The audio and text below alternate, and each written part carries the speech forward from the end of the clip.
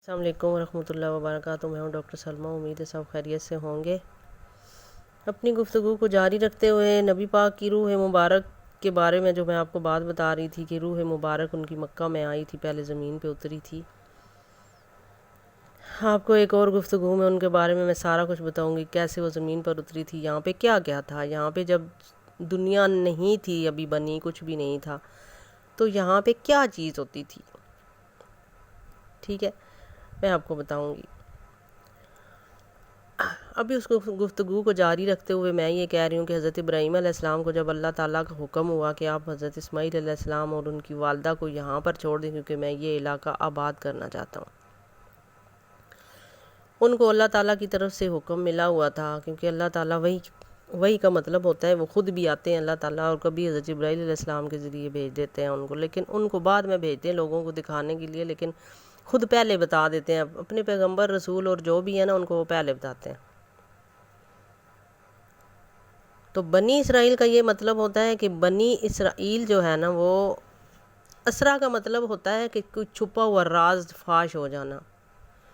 بنی کا مطلب یہ ہوتا ہے کہ میری بنیادوں، یعنی کہ وہ جو ہے نا بنیادیں جن پر یہ راز ظاہر ہو گیا۔ بنیادیں کون سی ہوتی ہیں؟ یہ زبان آپ کی ہے جس سے آپ بولتے ہیں، جو ریپیٹ ہوتا ہے اندر، جب اللہ کی آواز آتی ہے اس کو اپنی زبان سے ریپیٹ کرتے ہیں، بولتے ہیں آپ، یہ زبان میں وائبریشن پیدا ہوتی ہے، اندر کی آواز آپ کو آتی ہے، اللہ کی طرف سے، اللہ کی طرف سے آواز آتی ہے، اس کو آپ اپنی زبان سے ریپیٹ کرتے ہیں۔ تو اندر جو آواز پیدا ہو رہی ہوتی ہے وہ اس بنیاد کے اندر، زبان کے اندر آتی ہے، جو شاہرگ ہے آپ کی زبان، اور یہ بنیاد ہے۔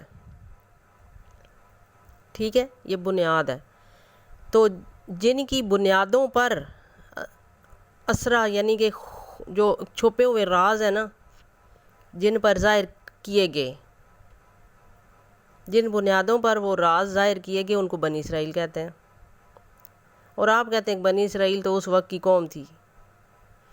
کیا قرآن صرف اسی وقت کے لیے تھا؟ کیا خدا کا حکم اسی وقت کے لیے تھا؟ کیا خدا بھی نہیں ہے؟ کیا ہم لوگ نہیں پیدا ہو رہے سارے، آگے نسلیں ہماری بڑھ رہی؟ اس کا مطلب ہے قرآن کو جھٹلا رہے ہو، اللہ کو جھٹلا رہے ہو، اللہ کے نبی کو جھٹلا رہے ہو۔ اللہ کا نبی تو ہے ہی، ان کی زبان تو اللہ کے، جو اللہ فرماتے ہیں وہی چلتی۔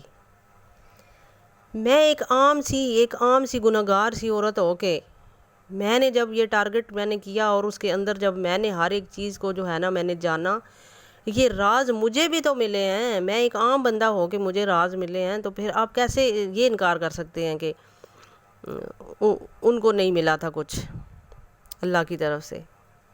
اللہ تعالیٰ نے کیوں فرمایا ہے کہ میرے نیک بندوں کے ساتھ رابطہ کرو؟ کیونکہ اللہ نے نیک بندوں کو بھی تو وہ بخشنا ہے، اپنے راز دینے ہیں جو راز تک پہنچنا چاہتا ہے۔ کائنات کے راز ہیں، ہمارے جسم کے راز، ہمارے جسم کے اندر کیا ہے، یہ کائنات کیسے بنی تھی، یہ راز ہیں۔ ان رازوں سے پردہ اسی کا اٹھتا ہے، وہی بنیادیں ہیں جن پر یہ راز ظاہر ہوتے ہیں، وہی بنی اسرائیل ہیں، یہی بنیادیں ہیں ہمارے منہ کی۔ مجھے اب اندر سے جو آواز آتی ہے، میں اس آواز کے مطابق چلتی ہوں، تو میرے اوپر وہ راز ظاہر ہو گئے ہیں نا۔ تو کیسے، اتنی آسانی سے تو نہیں ہوئے، یہ پوری زندگی میں نے گزار دی اللہ سے کنیکٹ ملانے کے لیے، اور جب مل گیا، پہلے بھی راز تو ساتھ ساتھ ہی ظاہر ہو رہے تھے، میں نے آپ کو بتایا تھا کہ 7-8 کلاس سے ہی مجھے شروع ہو گیا تھا سارا نظام، لیکن راز تو ظاہر ہوتے جا رہے تھے ادھر سے ہی۔ 40 سال میں ٹارگٹ پورا ہونے کے بعد مجھے حکم یہ ہوا ہے کہ میں سامنے آ جاؤں، میں سامنے آ گئی ہوں، اسی لیے تو میں یہ ویڈیو بنا رہی ہوں، آپ کو علم شیئر کر رہی ہوں۔ 40 سال کا ایک ٹارگٹ کیوں رکھا گیا؟ کہ اس سے پہلے نبی پاک کو کچھ نہیں پتا تھا؟ دنیا ہی جب بنائی گئی تھی ان کے لیے، ان کو دنیا بنا کر دی گئی تھی نا کہ آپ نے اس دنیا کو آباد کرنا ہے، آپ نے ہر جنت اور جہنم کا فیصلہ آپ نے کرنا ہے، اسٹیمپ آپ نے لگا کے دینی ہے، اب جس کو آپ بہتر سمجھیں آپ اسی کو دیں یہ راز سارے۔ تو یہ راز تو نبی پاک نے دینے ہیں نا ہمیں۔ تو کنیکٹ ملانے کا جو ذریعہ ہے وہ نبی پاک ہیں، ان کے ساتھ ملاؤ اور پھر تب اللہ تک پہنچو۔ اللہ تو پھر اجازت اللہ سے وہ لیتے ہیں، ملتی ہے تو تبھی نا، لیکن نبی پاک ہی ریکویسٹ پیش کرتے ہیں کہ ہاں یہ بندہ اس چیز کے لیے تیار ہے۔ اب ایسے آپ اگر بیٹھے ہیں، آپ نے اپنا دل نہیں صاف کیا ہے، آپ نے اپنے دل میں بہت کچھ اس طرح کی چیزیں غلط پالی ہوئی ہیں، آپ نے ابھی تک عملی طور پر کچھ نہیں دکھایا، ابھی تک آپ نے اپنے بچے کی قربانی نہیں دی، ابھی تک آپ نے اپنے گھر والوں کو اسلام پر نہیں لایا، تو پھر مجھے بتائیں کہ کیسے جو ہے نا، پھر آپ لوگ کہتے ہیں کہ ہمیں بھی ایک دم سے پتہ چل جائے، تو کیسے پتہ چل جائے؟ جب یہ پوری عمریں کی عمریں گزر جاتی ہیں انسان کے لیے، تو تب جا کے عملی طور پر سامنے آتا ہے۔ کبھی حکم ہوتا ہے کہ یہ جی آپ کے پاس پیسہ آپ کو بہت دے دیا گیا ہے، اب وہاں پہ بھی پہچانا جاتا ہے کہ ابھی اس پیسے کو یہ کیسے استعمال کرتا ہے۔ اور کبھی یہ جو ہے نا، یہ کہا جاتا ہے کہ جی پیسے اب کم ہے، اب اس میں گزارا کر کے بتاؤ کہ اب یہ غریب ہو کے کیا کرے گا، کیا ناشکری کرے گا میری؟ ہم تو ذرا سی بات ہوتے ہیں تو اللہ جی کہتے ہیں ہمیں آپ کو نظر آئے تھے کہ ہمیں ہی غریب کیا ہے آپ نے، امیروں کو کیوں پیسہ دیا ہے آپ نے؟ کیا یہ سوال آپ کے ذہن میں نہیں آتے کہ امیروں کے پاس بڑا پیسہ ہے، ہمارا کیا قصور ہے جی؟ اور جن کے پاس پیسہ ہے آباء و اجداد کی طرف سے وہ امیر ہیں، ان کو بھی پیسہ دے کر آزمایا جاتا ہے کہ یہ پیسے کے ساتھ کیا کرتے ہیں، کیا یہ مجھے بھول جاتے ہیں میرے بندے؟ اور پیسہ لے کر بھی آزمایا جاتا ہے، غربت میں بھی دیکھا جاتا ہے کیا یہ میری ناشکری کرے گا یا ہر حال میں خوش رہے گا؟ اور غربت میں بھی اس کو آزمایا جاتا ہے کہ غربت میں وہ کیا کرتا ہے، غربت میں وہ اپنی روٹی دوسرے کے ساتھ شیئر کرتا ہے نہیں کرتا ہے، غربت میں کیا اس کو غصہ پریشانی دکھ، کیا یہ اس میں آ کے میری ناشکری بھی کرتا ہے کہ اللہ تجھے میں ہی نظر آ گیا تھا؟ وہ کیسی باتیں کر رہے ہو تم لوگ؟ یہ محبت ہوتی ہے؟ اسی میں دیکھو نا، ہزاروں لوگ بیویاں اپنے خاوندوں کو چھوڑ جاتی ہیں، خاوند اپنی بیویوں کو چھوڑ دیتے ہیں، ماں باپ کی جو نافرمانی کرتے ہیں، یہ سب آپ کے اندر کا شیطان ہے اور اللہ آپ کو آزما رہا ہے کہ عملی طور پہ یہ بھی تو اللہ دیکھتا ہے کہ مشکل حالات میں وہ کتنا صبر کرنے والا بندہ ہے۔ کیا کرے گا مشکل حالات میں؟ کیا خدا پر بھروسہ توڑ دے گا اپنا؟ یہ خدا کی آزمائشیں ہیں، اور ان آزمائشوں میں پورا اترنا آج کل کے زمانے میں بہت مشکل ہے، کیونکہ آج کل کے زمانے میں اتنے زیادہ تم لوگ دنیا کے اندر انوالو ہو چکے ہو کہ فلاں کیا کہے گا، کپڑے نہ صحیح پہن، فلاں کیا کہے گا، کس سے مانگ کے بھی لینا پڑے تو بس جی شادیوں فوتیوں میں جانا ہے، فلاں کیا کہے گا کہ یہ سوٹ پہلی شادی میں پہنا تھا، اب دوسری میں بھی شادیاں جو ہو رہی ہیں ان میں اس نے دوسری میں بھی وہی سوٹ پہن لیا ہے۔ تو اس قدر دنیا میں غرق ہو چکے ہو تم لوگ۔ اب بھی ٹائم ہے، اپنے آپ کو جس خدا نے پیدا کیا ہے اس کے مطابق چلو اور اپنی آخرت کو سنوار لو، اپنی آخرت کو۔ اور میں تو صرف گائیڈ کر سکتی ہوں نا آپ کو، اور کیا کر سکتی ہوں؟ اب گائیڈ کرنے والے بندے کی بھی بےزتی کر دیتے ہو۔ بس اللہ جسے چاہتا ہے اسے ہدایت دیتا ہے۔ ایک نیکی بھی اگر آپ کر لیتے ہیں نا، اپنا عمل درست کر لیتے ہیں تو وہ بھی آپ کے لیے بخشش کا سبب بنتی ہے۔ لیکن یہاں پہ بات نیکی کی نہیں، اگر آپ نے خدا سے کنیکٹ ملانا ہے اور صحیح باتوں کو آپ نے دیکھنا ہے تو پھر آپ کو اللہ نے حکم دیا ہے کہ آپ کوئی ایمان والے بندے اپنے میرے جن پر میں نے انعام کیا ایسے ولیوں کو تلاش کریں، ولیوں کو تلاش کریں۔ ولی تو دوست ہے، کس کا دوست ہے؟ آپ کا بھی وہ دوست ہوگا نا، آپ کا بھی وہ ہمدرد ہوگا نا جو آپ کو بتائے گا کہ اللہ تعالیٰ ساتھ کنیکٹ ملاؤ۔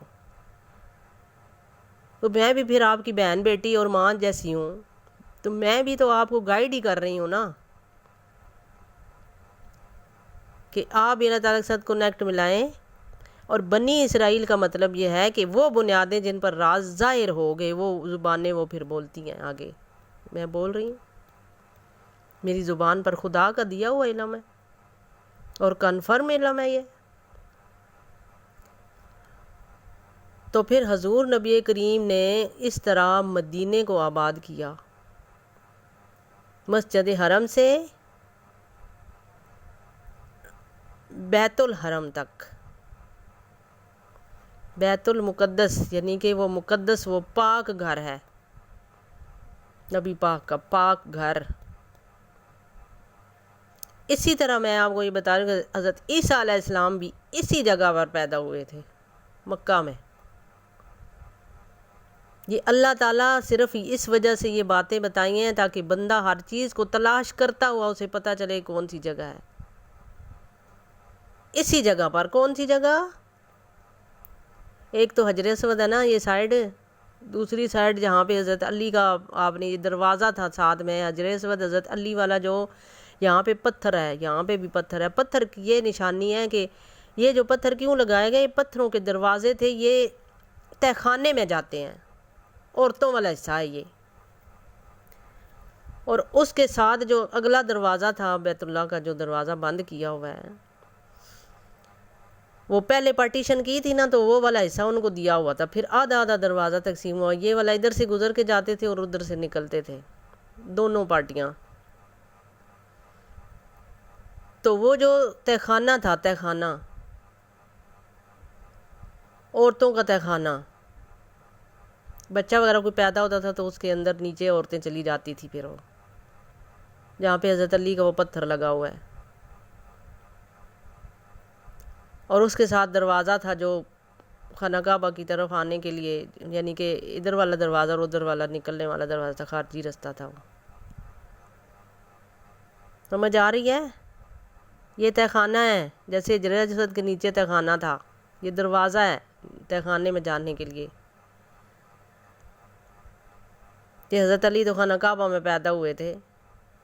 باتیں اڑتی اڑتی سن لیتے ہو تم لوگ، لیکن ریسرچ نہیں کرتے ہو کہ اس میں وجہ کیا تھی، کہ کیا چیز تھی، یہ تو جاننے کی کوشش کرو. تہ خانے بنے ہوئے تھے جہاں پہ عورتیں اس طرح اگر بچہ وغیرہ پیدا کرنا ہو تو وہ نیچے تہ خانے میں چلی جاتی تاکہ سب کے سامنے شو نہ ہو اور ناپاکی کی حالت میں وہ ایک سائڈ پہ ہی رہیں. یہ باتیں ہوتی تھی اصل میں.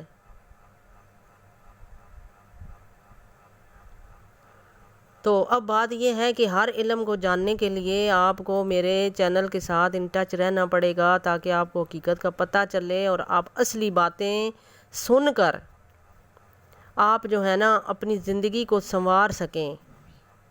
ٹھیک ہے، اب مجھے اجازت دیں، نیکسٹ میں مزید کچھ گفتگو آپ کے ساتھ کرتی ہوں نئی باتوں کے ساتھ. اللہ حافظ.